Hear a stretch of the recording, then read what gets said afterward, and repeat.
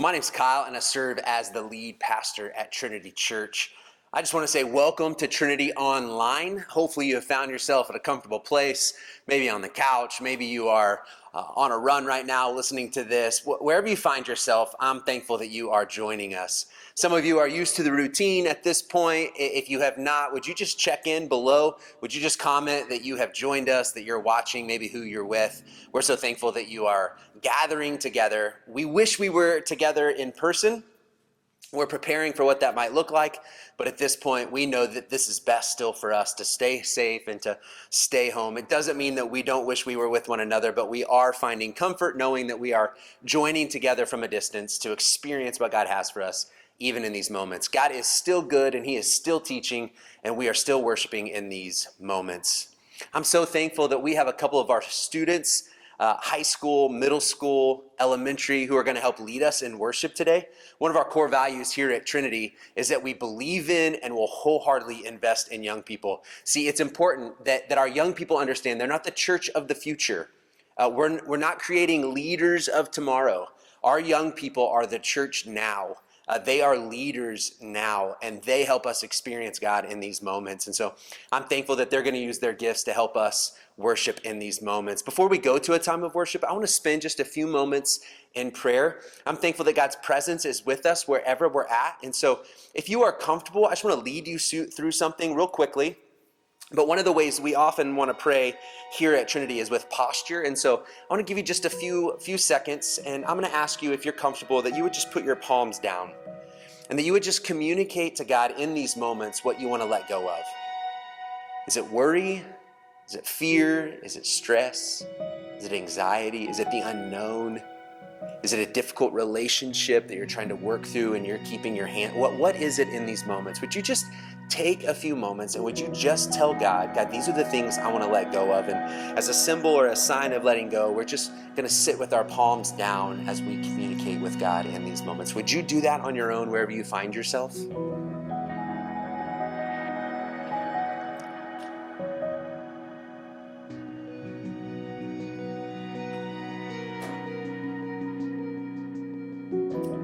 And then if we're going to let go of something, the thought is that we're going to receive something. So in these moments, whatever you've let go of, what is it that you want to receive? Is it grace or forgiveness or strength? What is it that you need from God in these moments? We're telling Him what we're letting go of, but now ask, what is it that you need from God? Again, would you just take a few moments, palms up as a sign or symbol of receiving, and just tell God what it is you need in these moments. Do that now.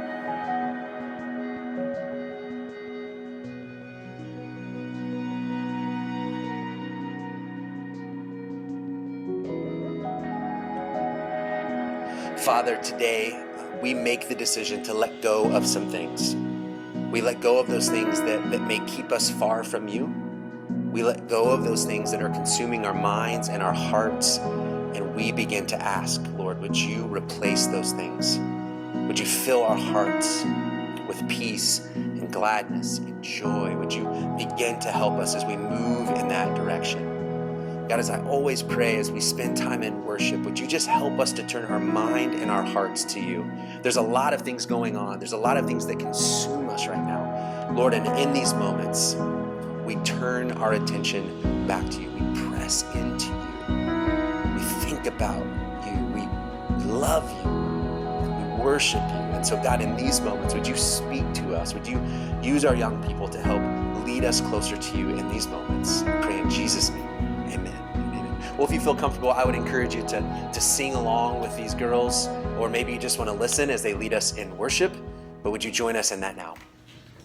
You unravel me with a melody. You surround me with a song of deliverance from my enemies till all my fears are gone. I'm no longer a slave to fear. I am a child of God.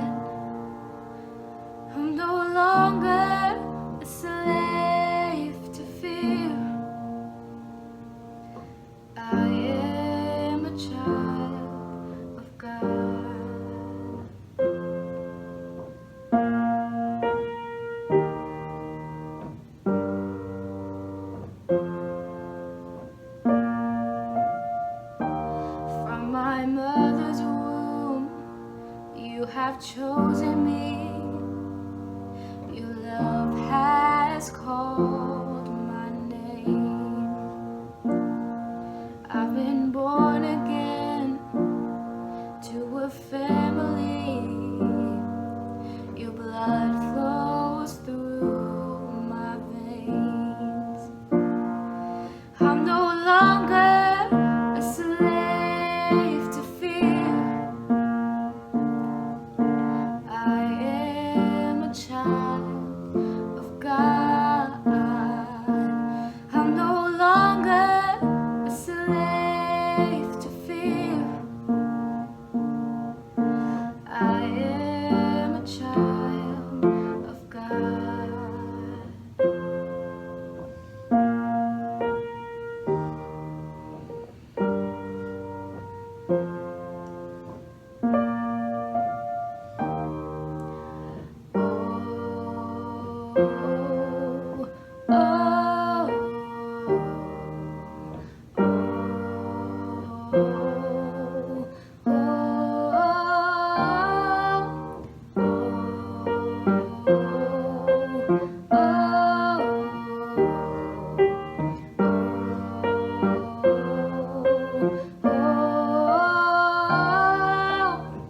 You split the sea so I could walk right through it. My fears are drowned in perfect love. You rescued me so I could stand and sing. I am a child of God. You split the sea so I could walk right through it. My fears are drowned in perfect love. You rescued me so I could stand and sing. I am a child of God. I am a child of God. I am a child of God.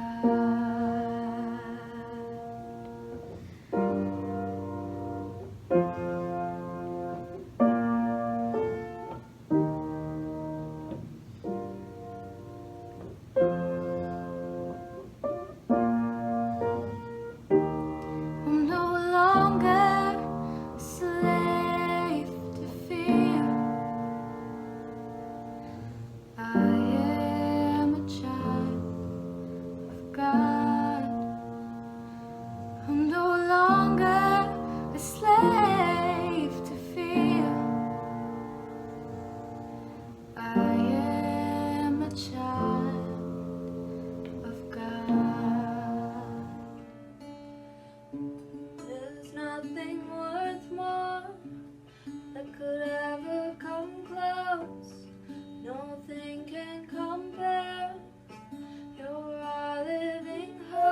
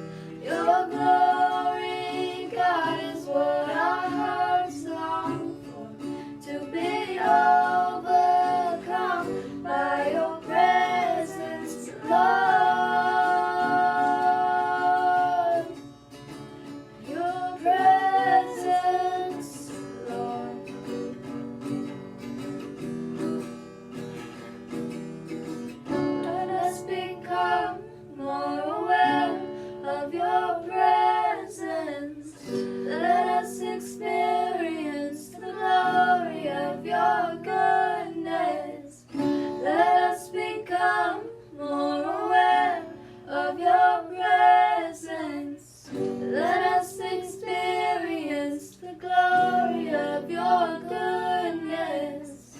Let us become more aware of your presence. Let us experience the glory of your goodness. Let us become more aware of your presence. Let us experience the glory of your goodness.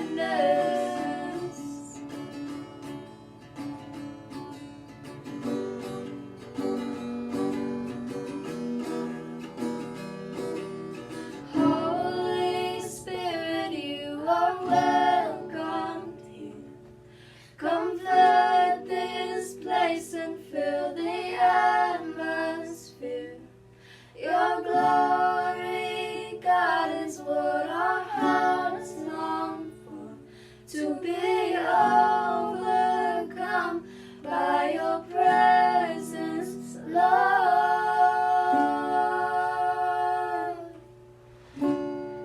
Your presence, Lord. Well, we're in week 3 of a series simply called Who I Want to Be. Who I Want to Be. We're trying to take some time to ask the difficult question, who do I want to be in the midst of everything that's going on? And not only who do I want to be right now, but when this is all over, who do I want to be? We're not looking at necessarily occupations. I'm not thinking that in the midst of all of this that you're trying to figure out what you want to do with your life. What I'm trying to pay attention to is our character. What kind of people do we want to be right now? See, now I think is the perfect time to really begin to think about that. It's all we really have, a lot of us, is time. We have more time right now than we normally do. It's been somewhat of a blessing to slow down, and I know that's not everyone's story, but what I do know is we have more time to begin to think and to process through things. And so why not give a little bit of attention to this question? Who do I want to be? Who do you want to be? If you've missed the last 2 weeks, we've spent some time asking this question. And week 1, we looked at the idea of love. And then last week, we looked at joy. And if you missed those, I would encourage you to go back either on our Facebook page or on YouTube and begin to look at those questions. That we want to be people who are defined by our love. And that we want to be the kind of people who can experience joy, real joy, in the midst of everything that's going on in our lives. Not simply happiness, which is based on happenings, but real joy. And so this week we're going to look at the idea of peace. Peace. The main scripture we're using in this series is found in Galatians 5:22. If you need a Bible, we have Bibles we'd love to send you. Normally, if you're in the building, I would offer you a Bible. But right now, we're willing to send you a Bible. You can send us a message through Facebook or through YouTube. We would love to be able to send you a Bible. But we're going to be looking at what's called Galatians chapter 5. This is written by a guy named Paul. Paul, early on in his life, was a very devout Jew. He was very religious. He actually persecuted those who were beginning to follow what was called the Way, or they were becoming Christians. And Paul didn't like this, and Paul thought it was his responsibility to begin to squelch the movement of Christians. And so he actually asked for permission. Can I go pull Christians out of their homes? Can we persecute them? And then Paul has this experience with God, and his life is forever changed.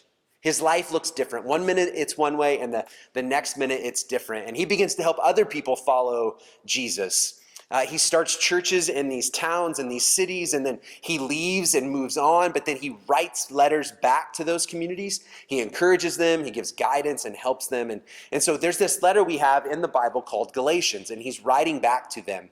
And he's encouraging them. And at the end of the letter, in chapter 5, he begins to compare the flesh and the spirit.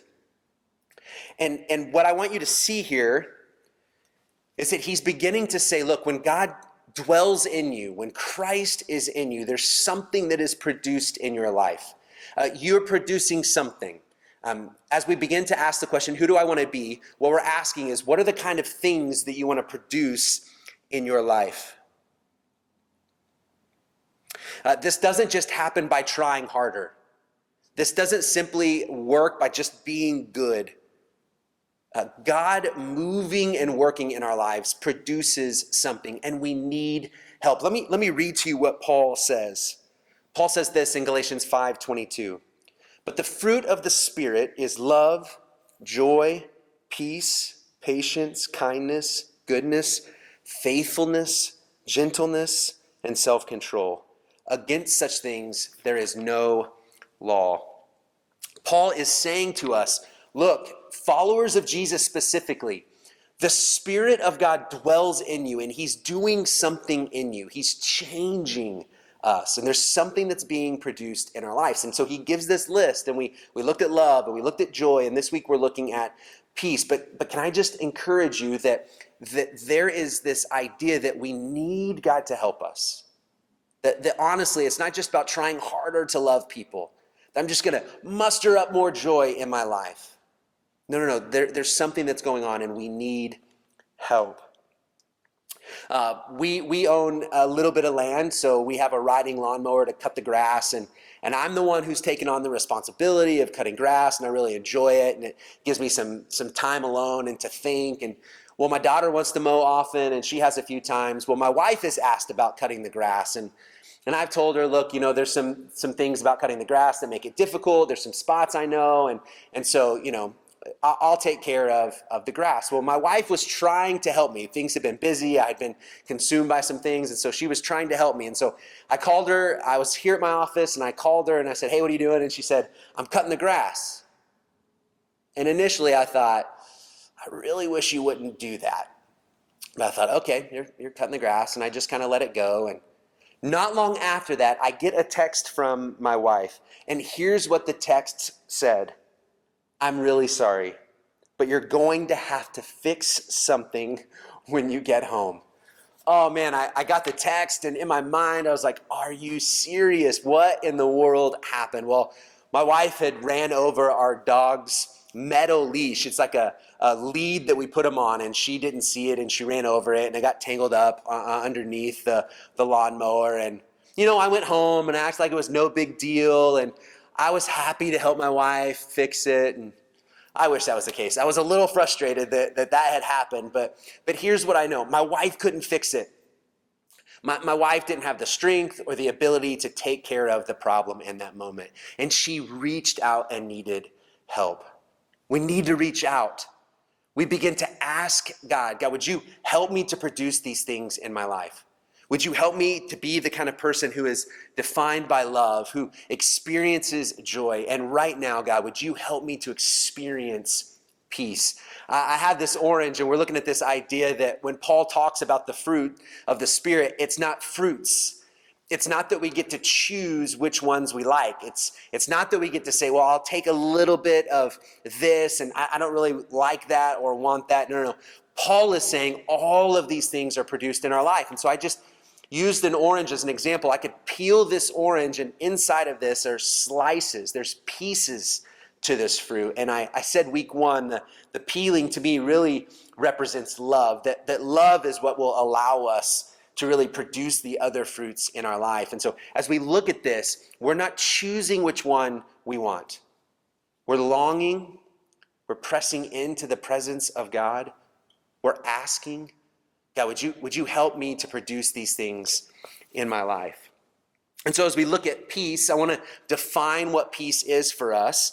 And then I want to look at 4 areas of peace. We're going to look at peace with God, peace with ourselves, peace with others, and then peace in our current circumstances. See, the peace that Paul is talking about is this confidence or rest in the wisdom and the power of God more than our own. It is this idea or this understanding that I'm not in control of everything, that I'm not as wise as God, that in my life I will trust in him. And when we begin to do that, we sense this peace, that things aren't necessarily easy, or that things aren't always going well, but in the midst of life, we can still experience peace because we're trusting in the wisdom and the power and the control of God. Now, the opposite of peace is anxiety and worry. And I don't want to take long to talk about this, but often the church has either not talked about anxiety, worry, depression, or the way we talk about it has not been helpful. And so if you've been around Trinity, you've heard my story, maybe you're new with us. Maybe you've just been joining us since we've gone online, and I'm so thankful that you've done that. Many of you have reached out to me, and I'm hopeful that one day we can meet in person and that you will join us here at Trinity. And some of you are watching this from other places, other cities, other states, and I'm thankful for that. And maybe you haven't heard me talk about my story, but I've always been an anxious person. I've been a person who struggles with worry. Several years ago, as I became the lead pastor here at Trinity and I transitioned from youth to lead, I started to begin to deal with some panic attacks and had some anxiety, and I would say that I was not experiencing peace in my life. It didn't mean that I lacked faith. It didn't mean that I wasn't following Jesus. It didn't mean that I was a bad person. It's just where I found myself in life. And the thing that helped me the most in that situation was to reach out to someone and begin seeing a counselor, and that ultimately changed the trajectory of my life. And so let me just tell you, as I make this statement, the opposite of peace is anxiety and worry. It doesn't mean that if you're dealing with that you are lacking faith. It doesn't mean if you call yourself a follower of Jesus that in these moments of worry and anxiety that you're not a follower of Jesus, or that God seems to in those moments not care or love you. I just wanted to express that it's just the opposite. To really sense peace in my life, speaking of my own experience, when I'm really experiencing peace, I don't have those moments, or the moments of anxiety and worry are fewer and farther between. And so sometimes it's out of our control, and sometimes it's seeing a doctor to help us in those moments. But as we look at this idea, what I'm really looking at is the difference between worry and peace. Now, we can also experience a false sense of peace. And that would be just this idea of indifference or apathy. Just this, I don't really care. I don't care what's going on in my life. I don't care what's going to happen, when ultimately you do. But we take on this idea of indifference or apathy. That is not peace.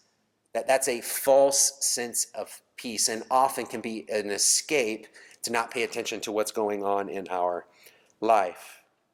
And so we see the definition of peace, this trust in the wisdom, this trust in the power, the control of God more than my own. And so the question I have for you, do you want to be a person of peace? Do you want to be a person of peace? And if you say yes, the question that follows is, okay, well, how do we get there? How do we figure out what it means to be at peace? Well, I just want to encourage you, as much as God is doing his part in our lives to experience peace, we also have a responsibility.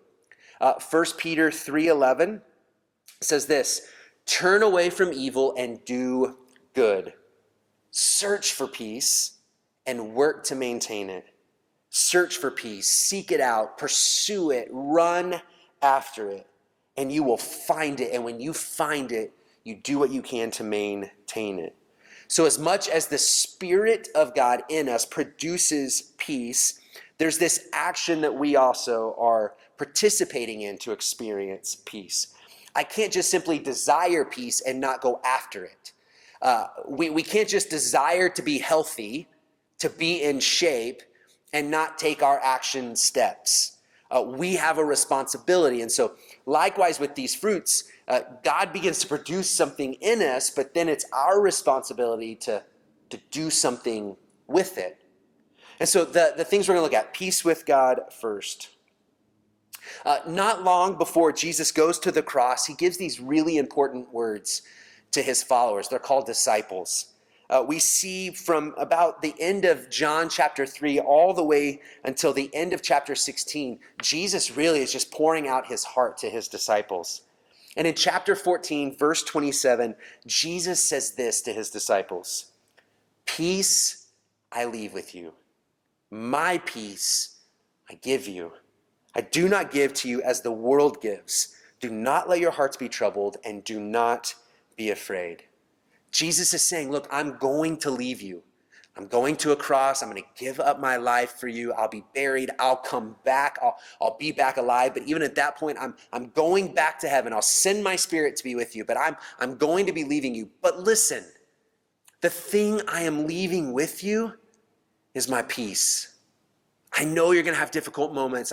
I know there's going to be times where your hearts are troubled. I know you're going to be fearful and afraid, but my hope is that my peace would rest on you and that you won't be troubled. Your hearts won't be troubled and you won't be afraid. What Jesus is telling his disciples in that moment is what I want you to experience is peace. A peace that only God can give.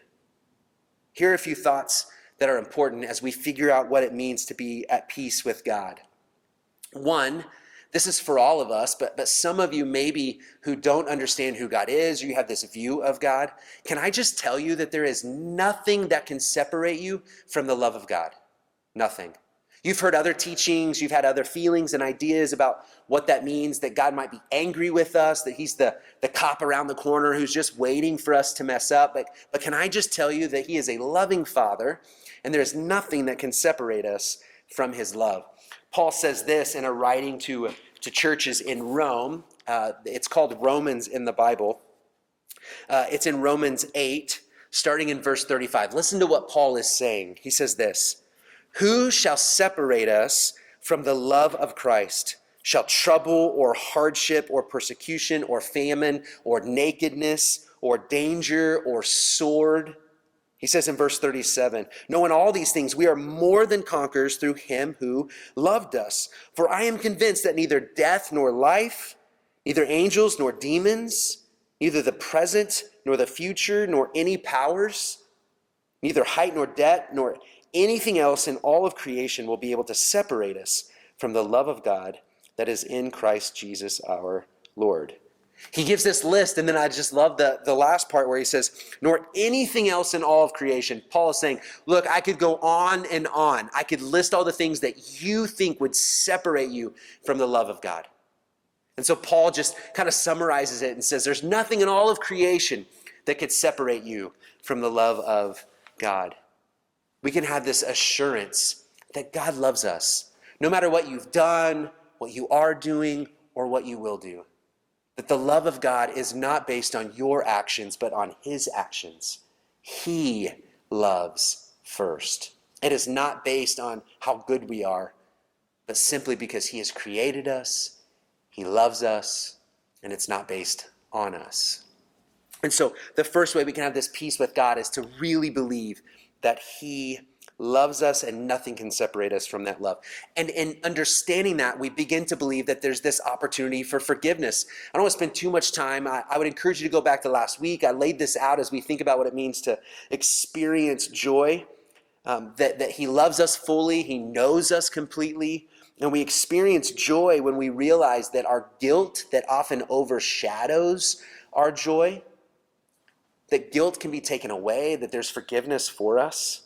And I think likewise, peace is experienced when we believe that God has forgiven our past, that we don't have to keep going back, that we don't have to punish ourselves. Listen, in Romans also, Paul says this, Romans 5, 1 and 2. He says, "Therefore, since we have been justified through faith, we have peace with God through our Lord Jesus Christ, through whom we have gained access by faith into grace in which we now stand."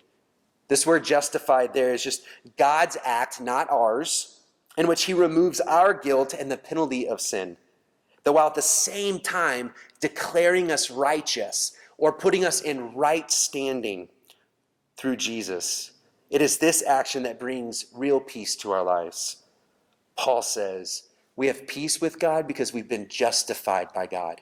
We have been made right.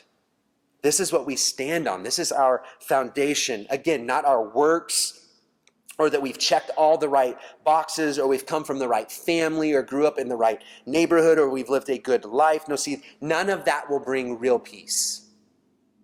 You can be the best person at your school. You can be the best person in the community. You can be elevated to a certain level where people look up to you, but that ultimately will not bring peace. Paul says our foundation is this justification. When we have reached out and we believe that we can be forgiven, we believe in the work of Jesus, that is what we stand on, this grace that we have experienced. I think once we've fully believed that God's love is for us, when we have accepted this forgiveness and believe that we have been justified, is when we fully will be at peace with God. And then once we have found peace with God, we begin to find peace with ourselves. When we realize God's love isn't going anywhere, when we believe he forgives us, when we believe we've been made whole, we find peace with God and begin to find peace with ourselves. See, real peace comes by this deep awareness that we are loved and forgiven by God, no matter what is going on around us. No matter the difficult days that we're experiencing or the ones that are ahead of us, this truth never changes. And so before Paul talks about the fruit of the Spirit, he looks at these actions of our flesh, the things that really go against the Spirit of God, the things that God does not want for our lives. And I believe a lack of peace internally leads to these other things. Listen to some of the things that Paul talks about. Paul says hatred, jealousy, wrath, selfish ambition, envy, murder. I believe these things come more often than not when we're not at peace. We're not at peace with ourselves, so we're jealous of someone else. We're jealous of their success. We're jealous of their acknowledgments, how people are acknowledging them for what they've done well, for the attention that they're getting. We become jealous, and often that jealousy comes because we're not at peace. We hate someone. We have hatred toward somebody, often comes back to the idea that we're not at peace with ourselves. Envy, we're envious of what someone else has, so we have this selfish ambition. It's hard for us to celebrate someone else's success because we haven't found what we've been looking for. See, when we don't have peace in our hearts, we'll live in such a way that is often opposite from the fruit of the Spirit when we're not at peace. And when we don't have peace internally, we'll then begin to try and find it somehow, somewhere, with someone. This could be by using or abusing a substance to just numb life. We're not at peace, and so if we can just forget about life for a few moments and we just think if I'll just numb it, but that's not peace. We just begin to forget about life in the moment. This could be just waiting for the next thing that's going to come. I'm not at peace now. I'm not satisfied now, but as soon as the next thing comes my way, I know I'll find peace. Or the belief that once the bad stuff goes away, man, once just we get to go back to life as normal, when everything opens back up, then I'll find peace. But we all know that that's not true. We all know that simply because our circumstances might change, it doesn't necessarily mean that we'll find peace. Or if we got more money or the next best position or a raise, once that stimulus money hit my account, I'll find peace or better things. I can buy better things, or if I just get that job, or if I get into the right school, or if I get that guy or the girl or whatever that might be. There's all these things that we often think are going to bring peace into our lives. But we know once we get that, we don't necessarily find peace. We run after those things. We put things around us hoping to experience peace. My wife and I moved out to California not long after we got married. I was a middle school pastor out there, and we were in San Jose, California, just traveling through, and we heard about the Winchester Mansion, that this was a place that every person should go see and experience. And so my wife and I stopped in to tour the Winchester Mansion. Maybe you don't know much about this, but it was created by the widow of the founder of the gun company, the Winchester Gun Company. This is in the late 1800s, early 1900s, and this woman decides that she's going to build this mansion, and for the rest of her life, she continues to build onto it. She creates this really weird house where there's staircases leading to nowhere. So you would walk up the stairs and you would open a door and it was just a wall. Or there's windows along walls inside the house that lead to nowhere. There's more than 10,000 windows in the house. As I said, there's doorways and stairs that lead to absolutely nowhere. There's 160 rooms in this mansion. They've estimated that she would have spent about $70 million in today's money. Now, why would anyone do this? Well, here's what she thought, and many believe is the reason she built this. She believed that she was being haunted by ghosts, and that she would continue to be haunted by ghosts of those who lost their lives due to the guns her husband had created. And so she thought, if I could lead these ghosts away, if I could get them trapped into stairwells, into doorways that don't exist, maybe, her language, I would find peace. She was longing for this internal peace, and she would do anything that it took to find it. We do that. Maybe not in the same way. Maybe you're not building a mansion with doorways and stairways that go nowhere. But if you're like me, that we will find things to add to our life, believing they will add peace. It could be people or things, but it will never work. It will always be fleeting. It will always slip through our fingers. The way we find peace, once again, like we've been talking about, is through Jesus. We have this peace with God, and when we have this peace with God, we begin to have this peace with ourselves. See, I think the teaching of Jesus, when he's asked, what's the most important commands? And he says, love God with everything. And then after that, he says that you would love your neighbor as you love yourself. There was this expectation from Jesus that we would get to this point where we would truly love who we are, that we would love ourselves. And I think Jesus would say your inability to love yourself, your inability to be loved by God leads to the inability to love yourself, comes from your inability to find peace with yourself. You right now might not be able to truly love yourself because you just simply can't find internal peace within yourself. Brennan Manning, one of my favorite authors, wrote in a book called The Glimpse of Jesus. A friend of mine just turned me on to this book. He says this, in my experience, self-hatred is the dominant malaise or illness or sickness, the dominant malaise crippling Christians and stifling their growth in the Holy Spirit. If we are unable to find this internal peace, if we're unable to love ourselves, if we hate who we were, if we hate who we are, if we have a hard time finding forgiveness and the love of God, it might be difficult for us to grow in our understanding and our knowledge of who God is, and ultimately will stifle our growth in him. We won't see the fruit produced simply because we're unable to believe that we could have peace with ourselves.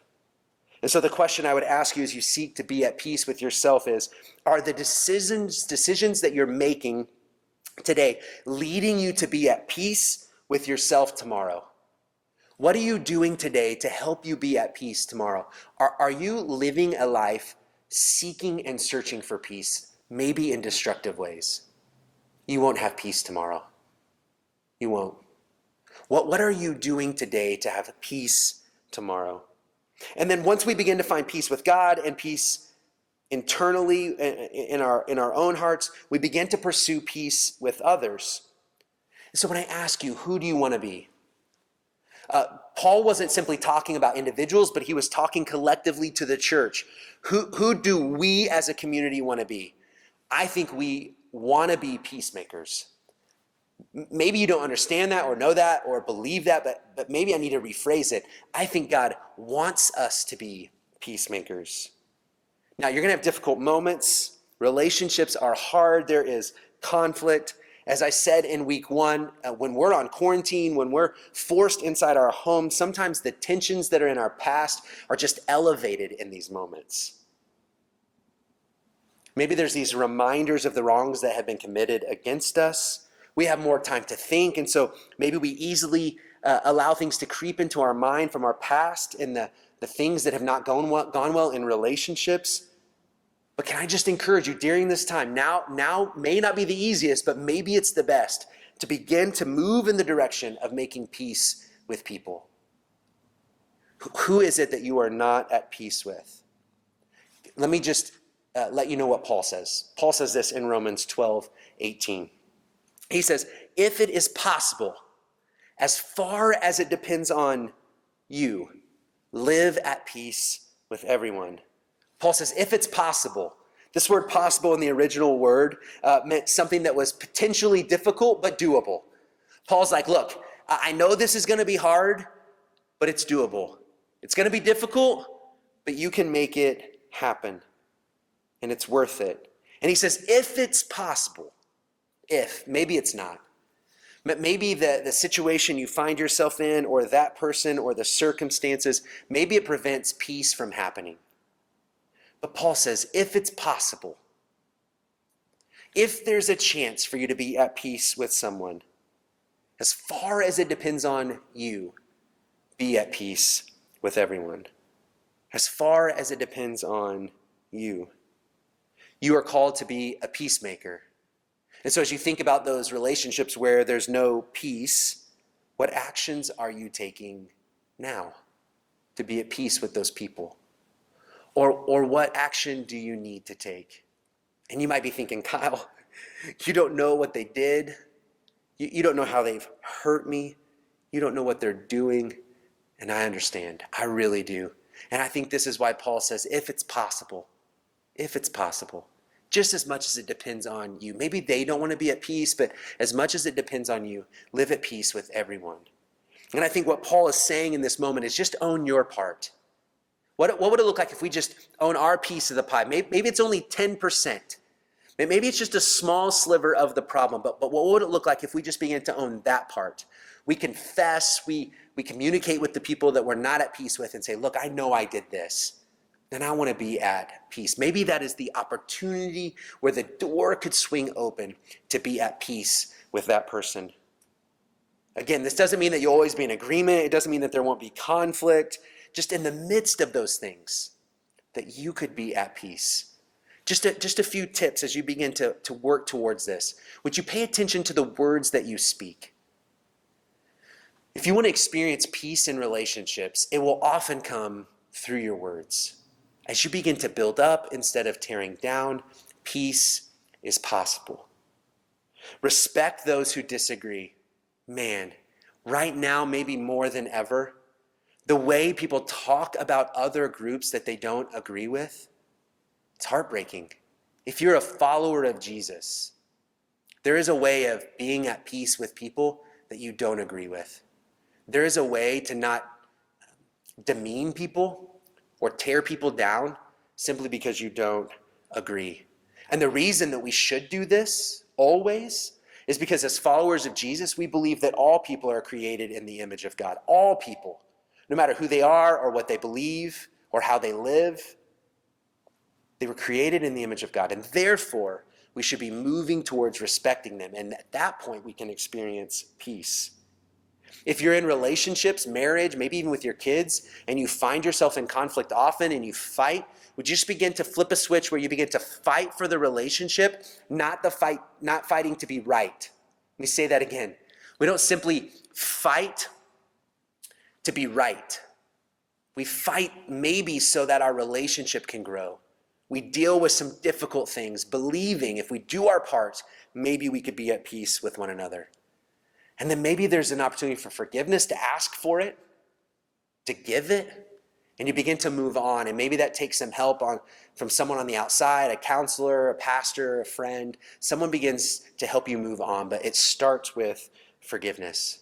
And all of this comes back to just taking responsibility for your part. So we can have peace with God. We can believe that he loves us, and we can believe that we've been forgiven. And that leads to us beginning to have this peace internally, to have peace with ourselves. No matter what has happened in the past, we can still experience peace. And this leads us to want to be at peace with other people, that we'll pursue that peace with other people, that if it's possible, it may be hard, but it's doable. As much as it depends on me, I'm going to pursue peace. And then we get to this point where we can have peace in our circumstances. Right now, you might be going through some really, really difficult things. We've been talking about this, that there's grief, there's the loss of something, whether it's an event or a relationship. You've lost someone you've loved. Right now, you've lost the means of making money. Maybe it's a short term, maybe it's long term, and the absence of peace seems to be there. How can you have peace in your current circumstances? I don't want to just tell you in these moments. I want you to hear from a college student who's a part of Trinity. Would you just join in as I have a conversation with him as we look at what it looks like to have peace in our current circumstances? Well, I'm joined with my friend Kenny Piper. Kenny's been a part of Trinity for quite a while and was in my youth group when I was the youth pastor here and has stayed connected to us over the years. Kenny's been away at college. He's been at Columbia College in Columbia, Missouri, playing baseball there and finishing up school. You just graduated, right? Congrats on that. Thank you.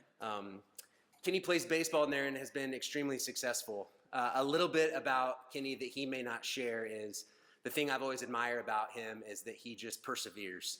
When there's been times people maybe think that you couldn't do something, you fought through it, and that's really been his story. And really that's where Kenny finds himself even now.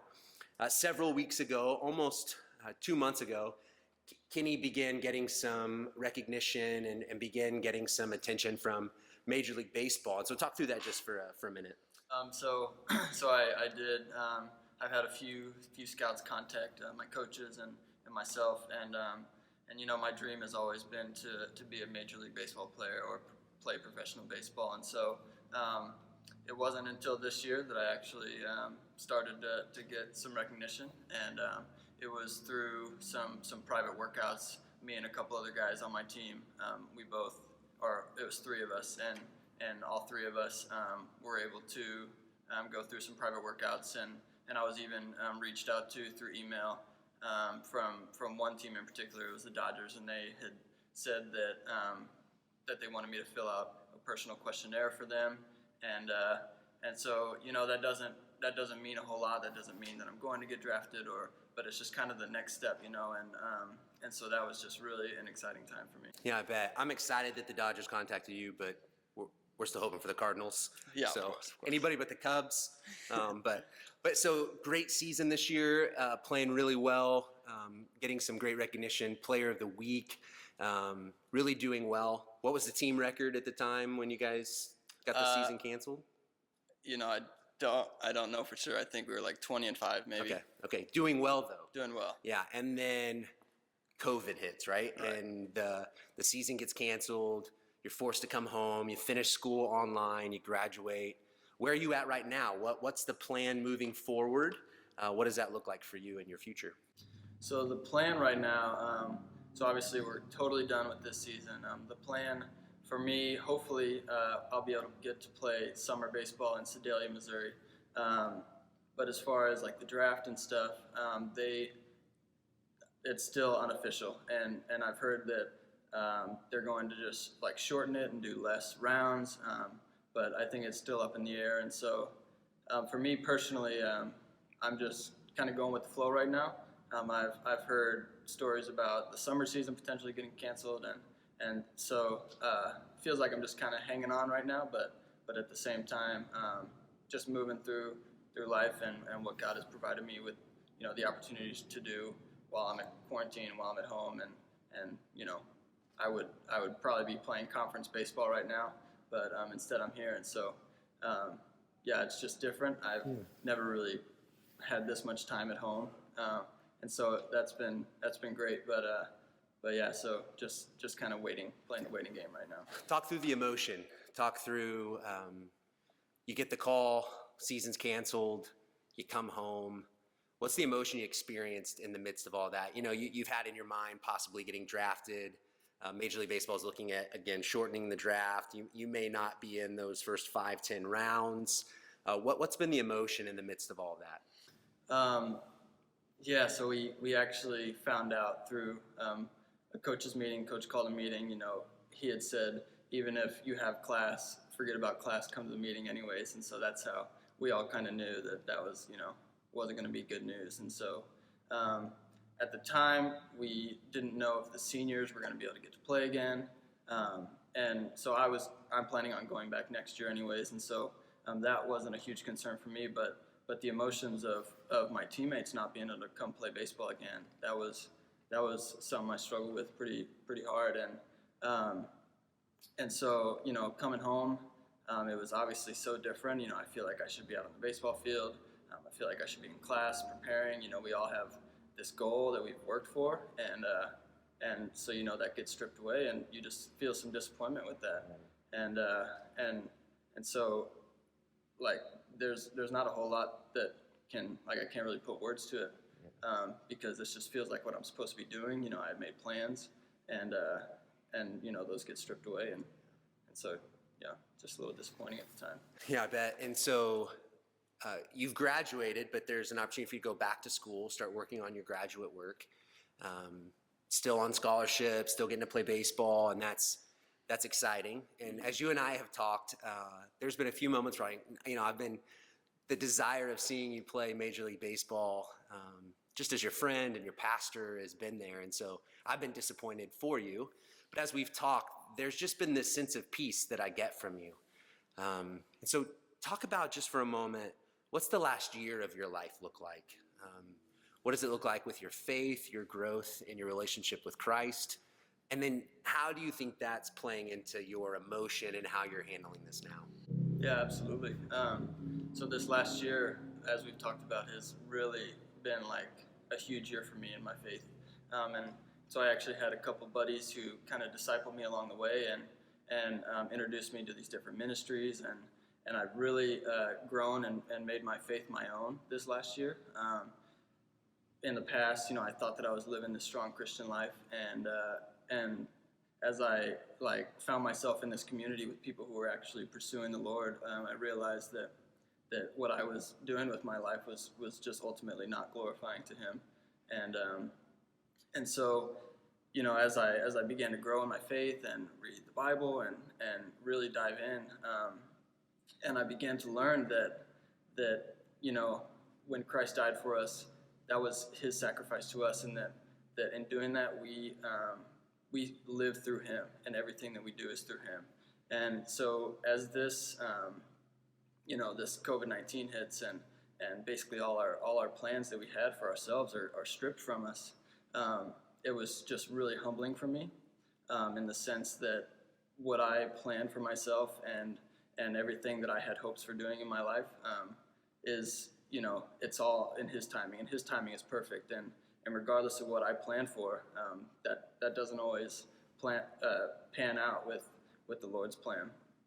And so ultimately what I've seen in my life is, through this time of being at home, I really found that I use this time to dive into the Word more, connect with others, and so I've really been able to find peace through that, rather than hoping for baseball. And obviously that's disappointing, and baseball has been a huge part of my life, and so I have been sad that I'm missing out on that. But ultimately, just being able to trust in what God has for me during this time has brought me a great amount of peace. Yeah. Well, Kenny, I just want to encourage you, believe in you and proud of you. I know you're going to be successful in the field, no doubt of that, whether that's this year or in, you know, the years ahead of you, but God's going to use that gift. I totally believe that in one way or another. But what I see is your story is going to have even a bigger impact. Just your ability to see that God's using you, your relationship with Jesus, the sense that in the midst of the chaos, you're able to find peace, and how that didn't just happen. You've been pursuing that. You've been pursuing Jesus. And so when this happens, it's natural. It's natural for you to begin to say, okay, I'm disappointed, but I'm going to trust in Jesus at this time, and that you'll find peace in that. And so, Kenny, I just want to say thank you for sharing with us. I'm proud of you. We're praying for you. We believe that things will work out, and as you said, in God's timing. And again, we hope that eventually the Cardinals select you, and you'll be playing here in St. Louis. And so thanks again. Thank you, Kyle.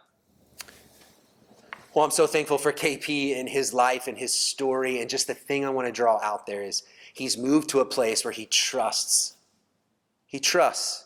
He trusts God that He's going to see him through this, that He's going to get him to the next stage in his life, whatever that looks like. Kenny has learned to trust.